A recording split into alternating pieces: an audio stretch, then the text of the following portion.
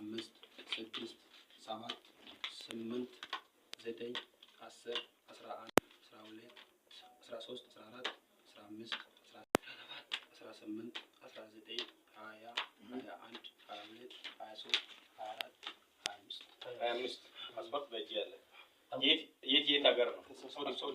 አይደለም ልጆቹ የት ካምቦሴ ሰው አለ? ከሳምቦ አላስታውስም። በዚህ ስትቀበል ስንት ብር ነው የተቀበልከው ከነሱ? አልቀበልም። ያንተ ሚና ምንድነው? ድርሻ ያንተ ድርሻ ምንድነው? እኔ ስትሻ ስራ ልጆቹ ሲመጡ ማለት ነው ጉዳት ማስፈጸም ለማን ጉዳት አስፈጻሚ ነህ? የማ ከላይጀንሲ ቆይ እነዚህ ሲሄዱ ስንት ብር ነው የሚቀበለው? ካንተ አይቀበልም። አንዳንድ ልጆቹ ኮሚሽን ይሰጣሉ። ኮሚሽን ከስንት 30 20 ይሰጣሉ። እኔ ሁሉ ነገር ጨርሼ ጃኬት ወጥቶ ማስታወሻ ላምጣ። 20 ለምሳሌ 20 እስከ 20 1 ሺህ ይሰጣሉ። ኤጀንሲዎች ዘመን ተሰጥ አይቀበሉም። አይደለም ካንተ ለአንተ የሚሰጡት ለኮሚሽን ኤጀንሲዎች አይሰጡም። ምንም አይሰጡም። አንተ ከልጆቹ ብቻ ነው የምትቀበለው። ከሰጡኝ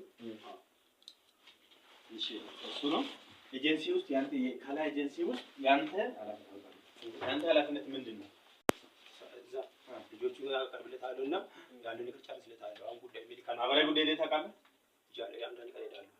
ኦኬ ማን ታውቃለህ? ማህበራዊ ጉዳይ ላይ በፊት ነው እንጂ አሁን አላውቅም። በፊት የመቼ ነው? እሺ እነማን ታውቃለህ? በፊት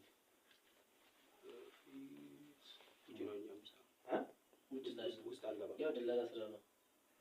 አይ ግልጽ ያለ ነገር እናወራው ነው። ደላላ ስራ ነው አይደለም። አንደኛ ጉዳይ አስፈጻሚ እኔ አሁን የምሰራው እዛ ጉዳይ አስፈጻሚ ሆኖ ህጋዊ የሆኑ ሰዎች አሉ።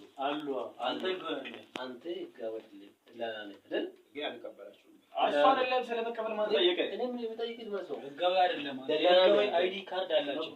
አይዲ አላቸው ጉዳይ አስፈጻሚዎች ኤጀንሲ ያስቀበሉት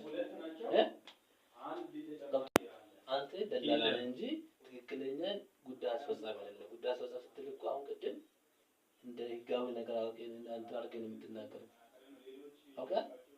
አሁን አንተ እንደ ደላላ ነው የምትሰራው አይደል?